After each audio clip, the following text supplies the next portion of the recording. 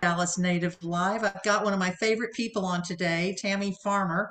Uh, you are the insurance queen as far as I'm concerned. You've saved me an enormous amount of money, but more importantly, you just have, I learn more from you when we do this. I'm always sitting here taking notes going, I didn't know that. I didn't know that. And so even some of the things we've talked about before bear repeating because it is, insurance is one of those things. I know we need it. I get, oh, first of all, before we go too much further, if you have any questions, go into the chat box, not the Q&A, but the chat box. And Candace Barnes, our trusty overseer of all of us, is going to keep an eye on that. And so we'll answer your questions as we go. So now that that's over with, so we know we need insurance. I get it, but why do we need it? I mean, what's the point? And then when can we use it? When's it not good to use it? Because there is a point where you shouldn't be a, I guess, quote unquote, user of insurance, and yet we pay for it. So why can't we be a user of insurance? So I think it's an abuser of is maybe a better word for some of that. It's like, oh my gosh, my door's stuck, and so I'm going to call the insurance company. It's got to be a judiciously used thing. Mhm. But I do want to talk about an abusive use of it and what that does to you Okay. or to the house and to you. And so let's start with that, and then we're going to kind of work Sure. our way out. I don't know. Yeah, I'm just going to throw it stuff out there. Sure.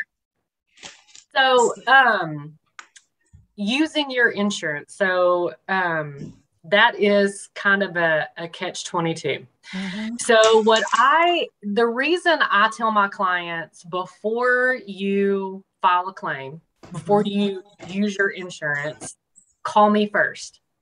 I will advise you whether we need to file a claim or not. So number one, that's how I advise my clients, because using your insurance, even though you're paying for it, counts against you. So claims count against you in different ways. So they count against you in the frequency to file a claim. So if you're a frequent flyer, it's going to count against you. It counts against you with the type of claim it is. It counts against you with the dollar amount. So it's funny that you asked this, because I just got off the phone with a client who she has 3 claims that she filed and nothing was paid on it. But it And shows so, as they was filed. So when we go do a and report, it shows that the roof, the whatever, whatever, and you're like, well, wait, did you just pocket the money? yeah, What happened here? As yeah, a realtor selling that house, that would be our exactly. first question is what Yes. happened here? Well, and as an insurance company, because they denied writing her business because it was 3 claims filed in 2 years. Even though none of them were paid out, it still showed that they have the frequency to file a claim. And I think that's a really important thing to discuss because Mhm. you are a unicorn in this because sometimes when you call, I'm going to use the word ABC, Sure, insurance companies because they're the kind of generic sure. ones. Um, and just by making that phone call, they filed a claim. And yet you Hmm. didn't file a claim. I called to Yep. ask you a question. I Yes. called to say, hey, Tammy, I'm a little concerned about my roof. Hmm. Here's what the roofer said. What do you think? But Hmm. if you call some of these other companies, and you need to be asking that question of your company, because if in just making an informed call, they slap a claim on it, you're screwed. I mean, Hmm. you just are. And so it's really important. I think it's kind of like picking your realtor, picking your dentist, picking your doctor. You really need to understand who you're using as your insurance company. Hmm. I mentioned at the beginning, Tammy's saving me a bunch of money, but she did. It never occurred to me, and I know I'm jumping into a whole nother topic, so I want to go back to our topic here, but it never occurred to me that I should review my insurance every year. And I'm going to go back and talk about that in a little bit. But I mean, I've owned houses for forever. And Mhm. just, you just go, oh, it's time to renew. Okay. Oh, it's time to renew. Mhm. Okay. It's like, well, wait a minute. Well, what am I renewing, and how are they going to help me? So it's really important that you know who your provider is, but who your person is, Yes. because there should be a person within that provider. Yes. So going from there, so when you go to Candace, I'm seeing questions. Are they Oh on no, this specific? you just keep go. Yeah, Okay. yeah, I'm moving them in here as they're coming in. Okay. Okay. So when I want to be sure I understand this correctly. So as a frequent flyer user of insurance, it dings me as a human being going to get the next house Mhm. or whatever else I need to do. Mhm. But here's the thing I think people don't know, and again, please correct me if I'm wrong. You've also dinged that house because that house is a heavy user of insurance, meaning there's been problem after problem after problem, and there will probably be more problems. And insurance companies don't want to take on a pre-existing condition. No, of course not. Yeah. That's like going to your health insurance if, with Mhm. a broken arm. Yep. It's like we ain't going to Exactly. insure that arm for several years, and Mhm. so it's like anything else. They don't take a problem on and then fix it. They take a healthy house, Yep. health insurance takes a healthy person, and we move on from there. And so that's really important to know. So when you have a house that has been frequently dinged, and even worse, frequently actually paid for, Mhm. then when you as a buyer go to buy a new house, and the Mhm. clue report is what they use to check on the user of Mhm. this house, both the person and the house, it can ding a house pretty badly, making Oh, it yeah. uninsurable Mhm. almost. Yeah. Mhm. Or the insurance is so bloody high that, Yeah. it's a problem. And Oh, yeah. so I don't think a lot of people realize that in becoming a frequent flyer, I love that, or a frequent user, I guess, Mhm. is that you've hurt your house. You've hurt the potential sale of your house as well as yourself for getting new insurance. Mhm. So, wow, that's My, a hard pill to yeah. swallow. My advice to anyone is two things. Is your roof is your most common, most expensive claim that an insurance company is going to take on. Right. That's why they give you the option to have a higher roof deductible, because they know eventually that roof's going to be damaged. So if you have a roofer that comes out and says, I can't give you an estimate until you file a claim, you need a new roofer. Yeah. I mean, That is such a scam. and, Oh my and I've gosh. seen so many roofers that are like, I can't give you an estimate until you file a claim. I need that claim number. Well, they don't. Mm-mm. So you need to get a new roofer if that's the case. An insurance company. So you have people that are licensed to sell insurance. So I'm licensed to sell insurance. Then you have people that are licensed in claims. So claims individuals have to be licensed in claims. And so the best thing for your insurance agent to do is to call and say, this is what I do, is I just have a generic question. If I had a client, because if I tell them your name and I tell them, that you have a policy, they're going to be, we got to file a claim. Mhm. So make sure that your insurance agent, whomever that is your advocate and is Mhm. looking out for what's best for you, because I don't want my client to file a claim unless I'm pretty much sure it's going to be covered. So always get an estimate. If you can, get an estimate first. Get the roofer out first. Get the Right. roofer Okay. out first. Any like water damage or any damage to your house, if you can, get an estimate first, because let's say you have a $4,000 deductible and that damage is like $4,200. Well, you don't want to waste your claim filing Right. For $200. Yeah. on $200. Right. So Yeah.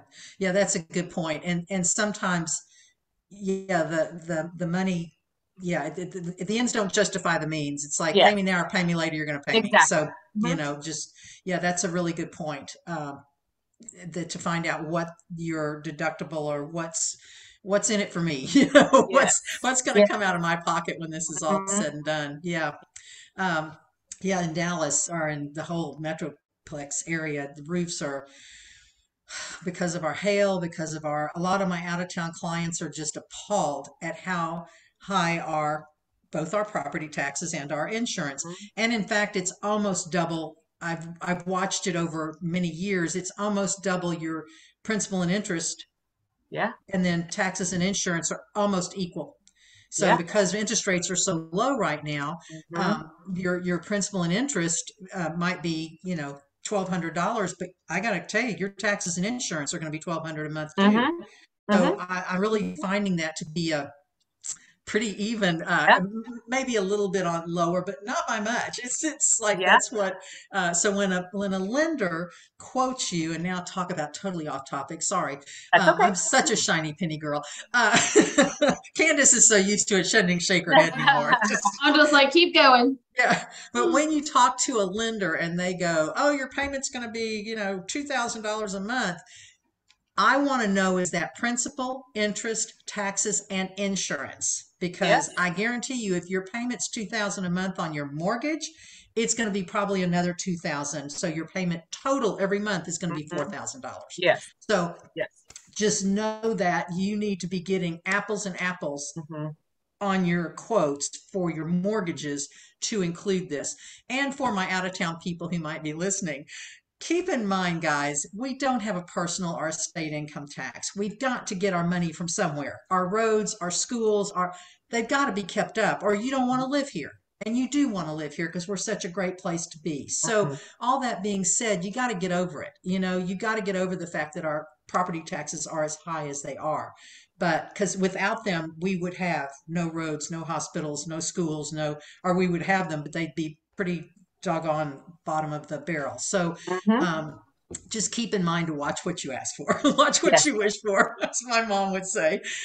So all that being said, now let's jump back into reviewing your policy every year. I know I brought all of mine to you. I have some rental property. I have regular my home, and I I was almost appalled at what I've been paying for years, having no idea until you came and said, "Hey, I'll review your policy." I'm like, Well, okay, why not?" It's staggering to me, the difference. So Mhm. I mean, it saved me thousands a year, and that's a lot. I'm not talking $100 or $200. It was pretty staggering. So let's Mhm. talk about that. How does that work for you? How should that flow? So when I'm reviewing policies, number one, I'm looking because cheaper is not always better. No. But the name isn't always the better policy, Yeah. without saying names, the name is not always the better policy. And so when you're reviewing policies, it's really, really, really important to look at the profile of the client and the house and where they live, how far they are from a fire department, how far they are from a fire hydrant. So what I tend to do is when I look at those policies, number one, when you give me your policy and I'm doing quotes, I'm going to look and see, okay, so, Mary Beth currently is with ABC Company and she's paying, $4,000 a year, but my quote is $3,000 a year. Let me see if there's a difference, because if she's with a better company that's going to take care of her in the case of a claim, she needs to stay there. And so I try to look at the endorsements. I try to look at the policy as a whole to make sure that there is a big reason. Sometimes there's no reason. It's just the rates for you with that company. Right. But sometimes you can find the difference. And so when I find the difference, then that's when I really try to do my homework to make sure that I am putting you in a better policy, because this is my motto is, as long as you're paying every single month, you're happy. I'm great because I saved you money. But I don't really look at that. I look at when she has a claim. Mm-hmm. I tell all my clients, call me first. Is she going to call me and be upset because I sold her a bad policy? Or is she going to be happy because it's going to be paid for and her claim is going to be smooth? Because another thing you pay for is the ease of that claim. Yes. And so is it worth $200 a year for you to be with a company that's not going to give you good claim service?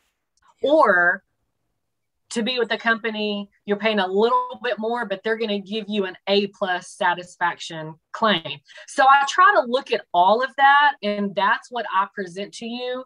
Because sometimes there might be a company that's a little bit cheaper, but I'm going to tell you why.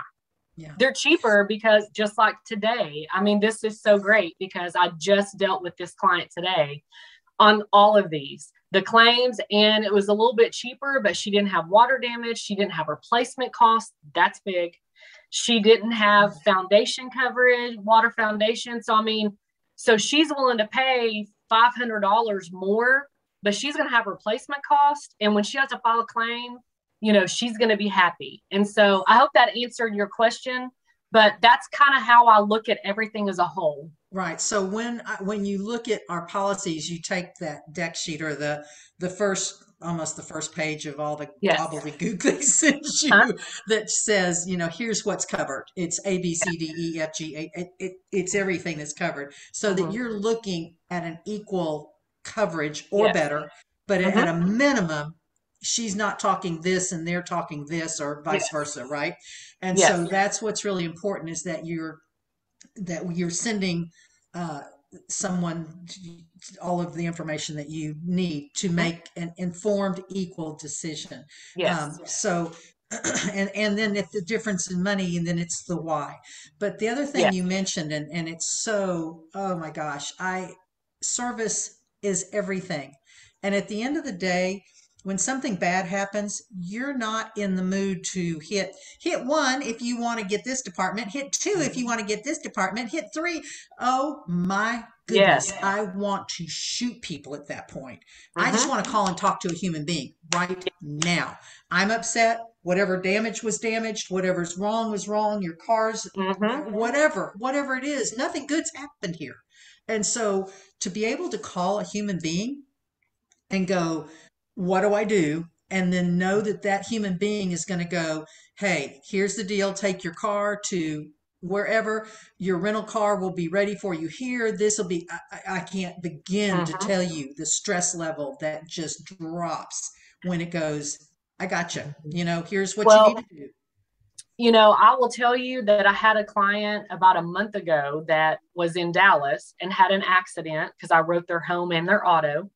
And they were, they had just moved here, and they really didn't speak very good English.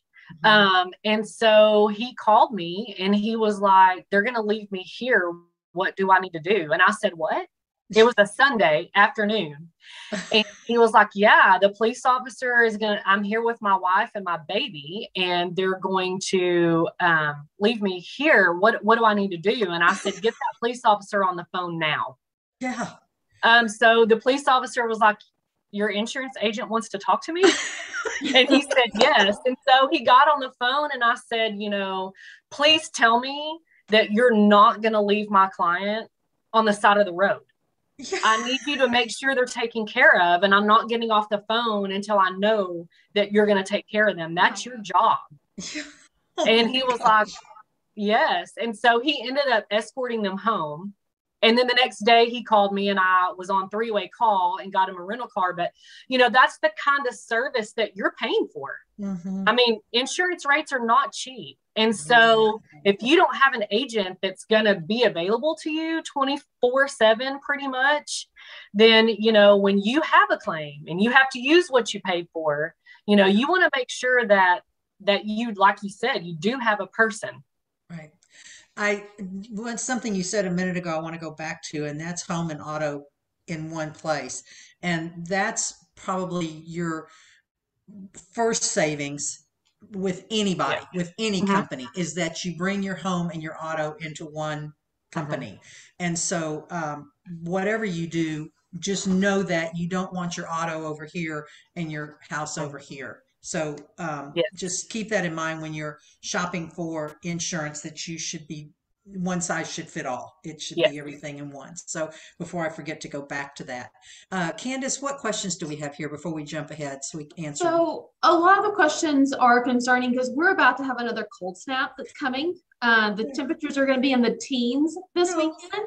No, And if just say no. Just I say know. no. And if anybody remembers, we had a ton of rain starting in January, 40 days and 40 nights of rain. And then we had snow again. So a lot of people are just now getting back into their homes from Yes. previous. So, people are trying to wonder, how do I protect myself? What do I do? Do I have enough insurance? Does things have to be up to code before kind of start with that. Do they need to have a separate policy for, how does Horror stories. Oh, there's so many horror stories between pools. Yeah. Oh, yes. Yeah. I do want to say one thing, because I live in a building that has a sprinkler system, and that is what went. Where everything else survived in the building, the sprinkler systems did not. And I can tell you that happened at my church. It happened at almost every building downtown. Any building that had a sprinkler system, that's where the biggest problem was. So I'm telling you, if you live in a high-rise building, the question you need to be asking right now is, where do I turn off that sprinkler system? Now, understand you lost your fire protection. So please understand that you have to be so careful once you do that. Can stop the candles, stop. You got to be so careful. However, that is what damaged all of the condo high rise buildings, even some of the smaller units that have fire protection. And there are many homes that have fire protection, meaning from the ceiling, it opens up and it sprays down your house.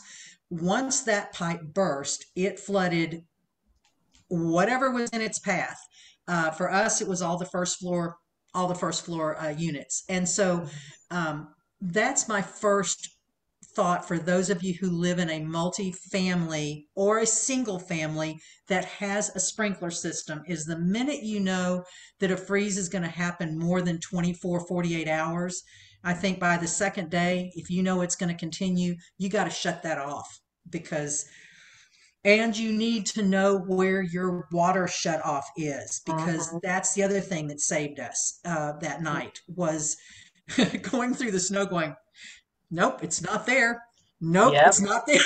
Nope, it's not there, until we found our water shut off. So the two things, for just not being an insurance person, but being a human being that lives in this city and has already lived through this once, is find out where your water cutoff is, your main water cutoff, and go to Home Depot, Lowe's, whatever, and buy a key that opens that thing. So it's just a big old key. It's not expensive, and you put it down in that water main that's out on the street. Lift up the lid, and you probably need a wrench, because I'm telling you, first of all, it's cold, but you need a wrench, and then turn that off. So that'll turn off the water to your whole house, or turn off the water to the whole building. So those are the two things. And then know how to turn off your sprinkler systems, for just. And then also wrapping your pipes, your exterior spigot that's outside. Yep. I see so many, like last year, it happened with so many people because their pipes got frozen because they did not have that taken care of. Right. Dripping your sinks. Dripping your sinks. Open those cabinets up.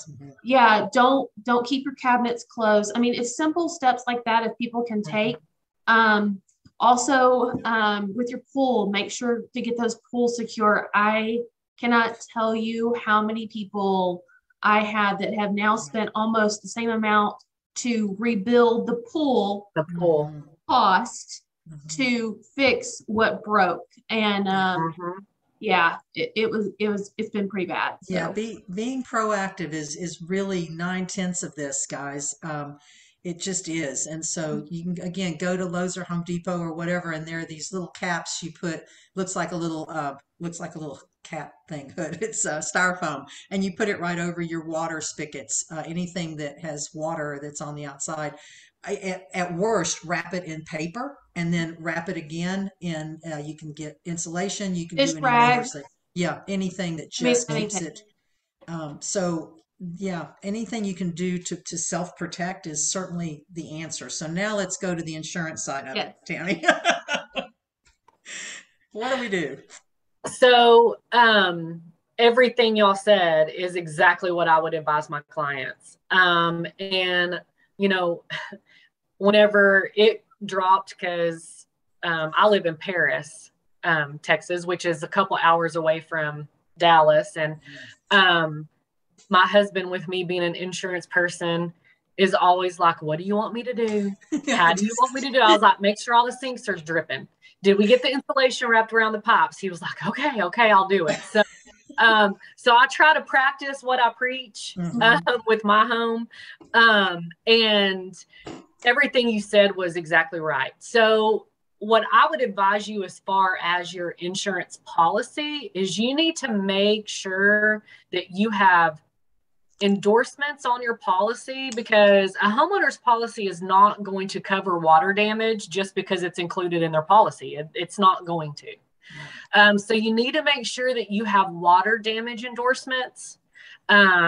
Make sure you have leakage and seepage, water leakage and seepage. You need to make sure you have water foundation.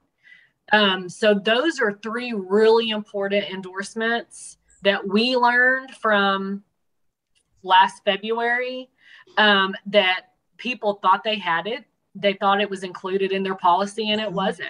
And so that's a lot of money out of pocket. And also, you know, whenever you're talking to your agent, ask them the limits, because some companies will let you add that, but they will cap it at $5,000. Okay.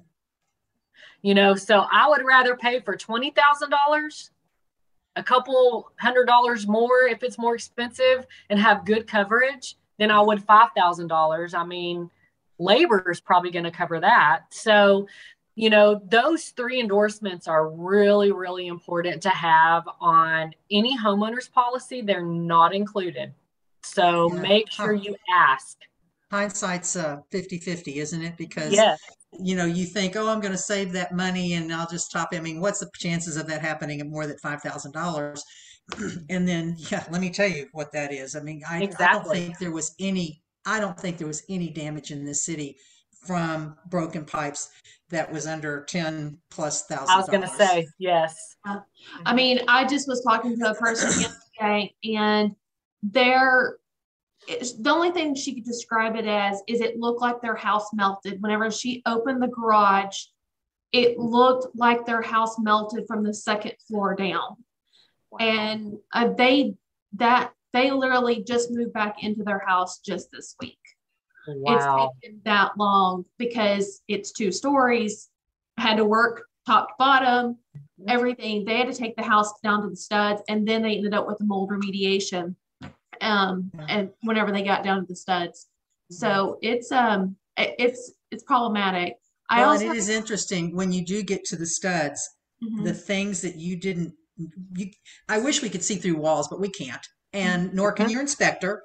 He can only do what he can see, and people have been amazed at the damage inside the walls that they had no idea. Like you said, the mold, the termites, the things that was like, wow, didn't see that coming, you know, that you had to replace the actual structure before you could ever get to the pretty stuff.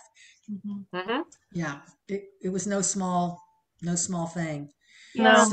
So I'm going to choose not to participate this year. When it gets that cold, we're just not going to do it. We're just not going to. Well, but before we stick our heads in the sand, the other question we had on the other end of that was the tornadoes, because with what our weather is doing between the 80 degrees in one day and 53-degree drop in the next day, we do tend to have that precipitation and rain and tornadoes. Yeah. So what do people need to be prepared on the other end of that if they have complete destruction of their homes? Is there another policy for that? No. So your homeowner's policy is going to just a basic homeowner's policy is going to cover an all peril. So all peril, a peril is fire, theft, tornado, wind and hail, lightning. So the only separate policies that you need to obtain on a homeowner's policy, so this would be a separate policy. Of course, we all know flood. Mm-hmm. So flood, rising water, your homeowner's policy doesn't cover flood. And earthquake, which we don't really have earthquakes here, but in other states. I lived in the state of Vermont for 7 years, and we had a couple earthquakes there, and we did do earthquake policies. Mm-hmm. So those are really the only two. So one of your main perils is tornado, and that's what your homeowner's policy should cover, subject to your deductible. Now, I will tell you that we have an agent that works in our offices that her house was destroyed by the tornado, and she just now, and the tornado was what, in 2019? Yeah. She just now moved in her home a month ago. Wow. And she had a horrible time. Yeah. Because of replacement costs. I want to, I just had a thought and it just went right out of my head. Mm-hmm. So let's say I bought my house in 2015. Mm-hmm. Well, that was priced then. Now it's 2022 and that value is here. Mm-hmm. So if you're sitting in a home that you were lucky enough to buy for $100,000, $200,000 and it gets flattened, I can assure you, you will not build it back for $100,000 or $200,000. Yes. So it's also important when you review your insurance every year is that you make sure your replacement value is accurate. Yes. And so I I've had, I've been doing this now. I'm heading into my 32nd year, and I sold these people houses long ago at $100,000 and $200,000, in like Preston Hollow and Park Cities and places that, as well as the rest of Dallas, that you were able to get things for next to, comparatively for next to nothing. Not that 100, 200 is a small amount of money, but all things are relative. Those homes are now worth so much more money. Exactly. And so don't be caught thinking you're okay because you have replacement value. What is that replacement value? Because it is stated on your policy what your replacement value is. So I can't stress enough, if you have not reviewed your insurance for 5+ years, I am talking to you specifically. You have got to call either your old agent or call Tammy and have her review what you've got at the old price. So at least you're apples and apples again. Yep. And then now what is the new cost because of the new replacement value? So really Candace will put that in the chat box, how to reach Tammy. Yes. But I can't stress it enough. I don't care who you go to, although I'd like for you to go to someone I know is going to treat you well, but that's beside the point. Just know that, and if you're calling a 1-800 number and not Joe Smith, your insurance agent, that's a problem. I'm telling you right now. That's like when my clients come to me and go, I'm going to www. I'm going to get a loan. I'm like, no, you're not, because you will never talk to the same person twice, ever. No. And quite frankly, they don't care that I'm upset with them because you didn't answer me, or you didn't perform, or you didn't. It's the same principle, guys. Yes, you can go to 1-800 I need insurance right now. I'm sure you can. If not, someone needs to buy that as a domain name. Yeah. But anyway, but seriously, I just can't stress enough. If you think service doesn't matter, wait till you're in a dire situation and you're sitting on hold with the 1-800 number. You're going to want to go through that phone and find people and Yes. smother them. It's just, you're already in a stressful, bad situation, and you've just exacerbated it. I mean, you've just, So speaking of replacement cost, how does somebody, so the house itself is a certain amount of money with the insurance to replace it. Mm-hmm. But there's items within your home, as we've been seeing the tornado victims up north, that they've been collecting little things that they've been finding in the ground. How do you calculate those replacement costs of things that are in your home? So, first of all, on your replacement cost on your home. So when I review someone's policy, I'm going to ask you questions. Do you have granite countertops, marble countertops, laminate? Is your bathroom a custom bathroom? Is your kitchen a custom kitchen, or is it basic? Mm-hmm. So we're going to ask those questions. And I'm going to ask you what kind of flooring you have. So if you have anything, what I try to tell my clients is your personal property. So you have your dwelling coverage. So let's just say, for round numbers, so your dwelling coverage is 500,000. That's your structure of your house. So just keep in mind, your insurance does not include your land.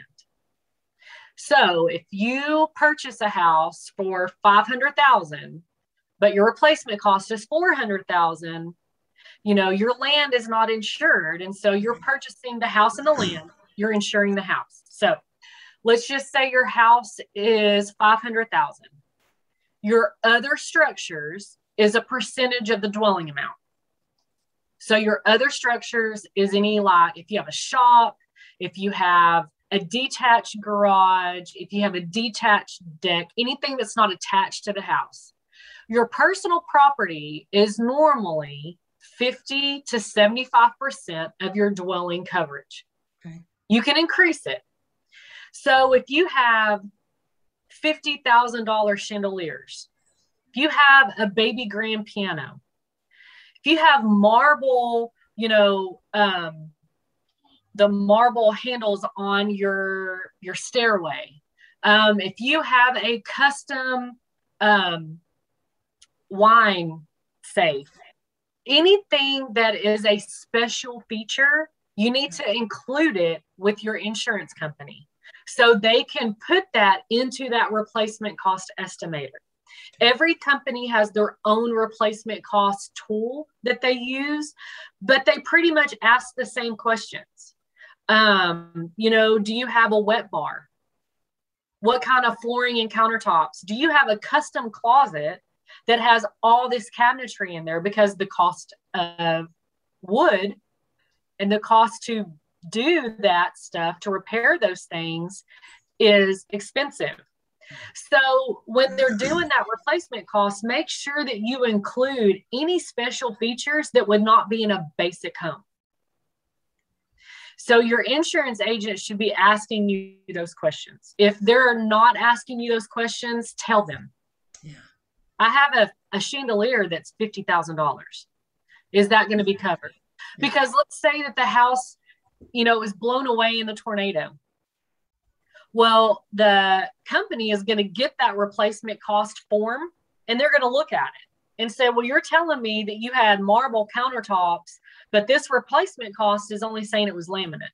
Yeah. You just have a basic stair. You're telling me that you have marble. So this doesn't say that you have a wine room. And now you're trying to tell me you have a wine room. So a lot of claims, whenever they're doing like your replacement cost and going to pay for that claim, they're looking at that estimator to see what kind of features they need to replace. So does that make sense? Yeah, absolutely. Yeah. And something you said earlier, I tell my clients this, I laugh about it, but it's the truth. When I'm selling a house and there's a fire hydrant within, I said, you need to tell your insurance agent that, because that's a huge benefit to you, that your fire hydrant is right there. Yes. Yes, every dog in America is going to pee in your front yard, but that's okay because That Yes. fire hydrant's really important. And again, how close you are to a fire station, but is more important is that fire hydrant Yes. being close enough or on your block or something like that. Even an So, alarm system gives you a discount. Yeah. yeah. So what I'm hearing you say is you need to be having a lengthy conversation with your insurance company. This is not a, hey, I just need to insure my house. Can I get this done before closing? That's fine. Let's get you to closing. That's fine. But you need to go back and have a thorough conversation. Doing a video of your home is a great thing. When you say Yeah. you've got artwork, well, Mhm. do you have artwork from Michael's that you framed, or do you have artwork from a famous Yeah. whatever artist? Jewelry. Whatever. Yeah, what Mhm. do you have? Mhm. Like you said, the chandelier, so taking a video of your house is not a stupid thing to do, because when you do go to have to replace things, they know that it was a leather sofa or a, I don't know, whatever else of your personal belongings. Mhm. And maybe the evaluation they've given is not accurate. Think about the fact if you had to go replace every sheet and towel and pillow and bedspread and clothes and jewelry, and jewelry is a whole other issue we'll talk about in a Mhm. second. Or Piano. just start walking through your house, and every chair, every lamp, every Mhm. I can't fathom losing everything. I Mhm. can't in my worst nightmare fathom that. Mhm. But clearly it happens every day. Mhm. And so being over prepared is not a stupid thing. And that's really Mhm. what I get when I talk to Tammy. That's really, I get that more than ever. Let's do Mhm. talk about jewelry now, or silver, or whatever your collection is. That's Mhm. whatever. What do you do with that? So, I'm gonna kind of backtrack 1 second. So, also something that people do not think about is when you remodel your house, Hmm. let your insurance company know. And the only reason I'm saying that is I'm in the process of remodeling my house. So once it's complete, my laminate countertops are now granite. Hmm. My carpet is now wood. My, sliding glass door is now a French back door. So, make sure that you tell your insurance company, because once my house is completed, if it's 500,000 when I bought it, but I remodeled it, it's going to be more. So I just want to put that little disclaimer in there. So you get a new roof, make sure you tell your insurance company, because that can impact your rate. The newer the roof, the better your rate. So as far as jewelry, so every homeowner's policy has a limit. So I try to tell people to think of it this way. Anything that's high in value, they're going to want you to schedule it separately. They're going to have a limit on it, a max. So jewelry, normally policies have a maximum limit of $3,000. I haven't seen a policy that's over 3,000. Normally they're 2,500 to 3,000. So if you have a wedding ring that's $10,000, you need to get what's called a personal articles policy, or a collectibles policy. Pretty much every company calls it something different. Some companies will let you schedule it as an endorsement on your homeowner's policy up to a certain limit, like 25,000. Art, like fine art that's really expensive, you need to schedule that separately. Goldware, silverware, china, furs, guns, computer equipment, all of those high valued items that you can collect or you can have a lot of. A lot of times they are going to only have, like, guns, I think is $1,000. That's it. And well, if you're a hunter, I mean, you can buy 2 guns and you're over 1,000. Yeah. And so make sure that those, and if you have questions, ask your agent. Look, I have my grandmother's china. If my house was destroyed, would that be covered? Chances are they're going to tell you, yeah, up to $500. Mm-hmm. So some companies will let you schedule it without it being appraised. A A lot of companies are going to want you to schedule it based on an appraisal. Appraisals can be good every single year, or they can be good up to 5 years. It just depends on the company. So if you have anything, a baby grand piano, that would be something you would probably want to schedule separately. And, you know, those policies are cheap. So, you know, I had one that was about $50,000, and men, a Timex watch, schedule it, because you're not going to get that full value if something happens to it. So about $50,000, you're talking about $400 or $500 a year.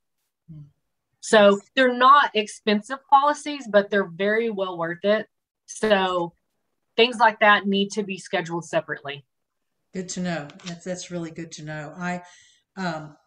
Yeah, like I said, when you start walking through your house and realize what you have, just in jewelry alone, just, you know, how many earrings do you have? How many bracelets do you have? How many rings do you have? It just, it adds up really quickly. And so, yeah, that's a good thing to know. Is what other little tidbits are we not covering here? Like I said, I learn something from you every time we talk. This is always just so informative to me. So I hope it is to everyone else, because it's eye-opening to me.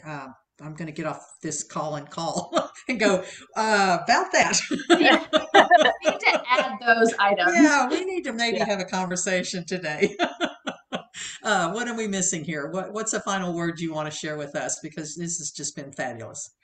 So, you know, if anyone is wondering what their replacement cost is, so, you know, every company pretty much evaluates their own replacement cost estimation. So a good rule of thumb is, if you know a builder or a contractor, ask them, hey, how much is a house going per square foot? Right now, about $150 a square foot.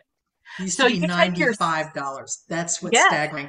About 5 years ago, depending on where you live, I would have told you $95 a square foot. Yes, now it's exactly. It's like, so you take your square foot times $150, and that's going to give you a pretty good estimation on if your house is valued at enough.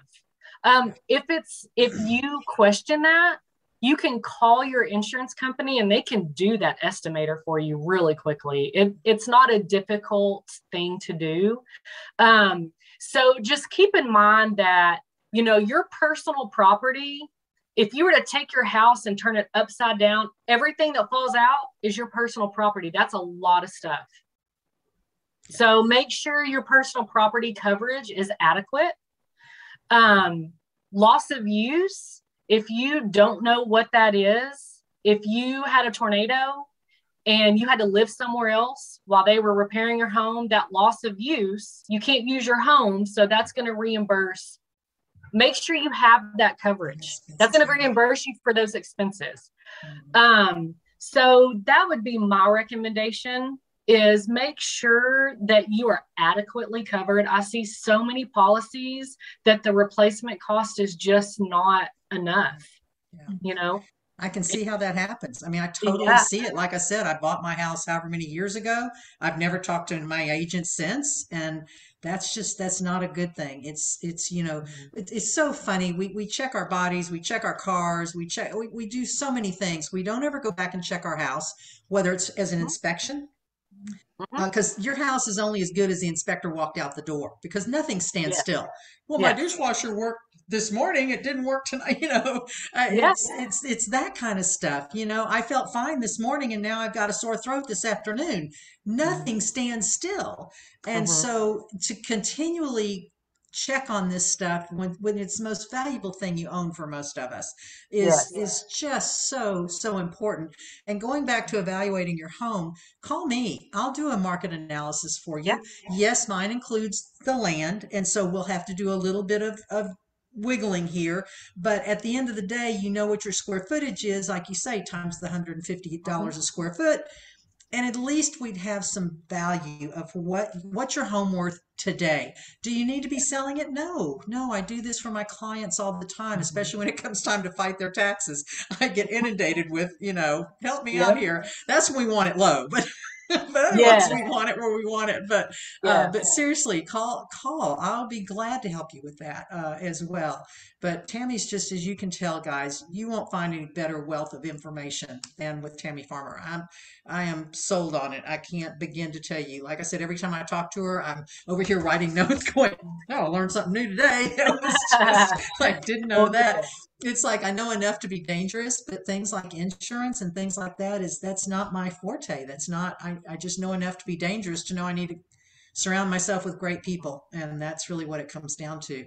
So Candace, do we get all our answers, We questions? got everybody's question answered. So I think that was the biggest concern with people is tornadoes, and with this pending cold snap again, I think people are a little concerned. Oh, Yeah. what are the chances of that happening again? I mean, really, what are the chances? Mary Beth is bringing on Snowmageddon again. Exactly. As we speak, the weather's turning. So, Yeah. oh my gosh. Well, thanks so much for listening today. I hope you all have learned as much as I have about this. And Tammy, thank you so much for your time. It's, again, you're just always such a wealth of information. So thanks Thank so you much for for having me. listening. We'll see you guys next week. Thank you.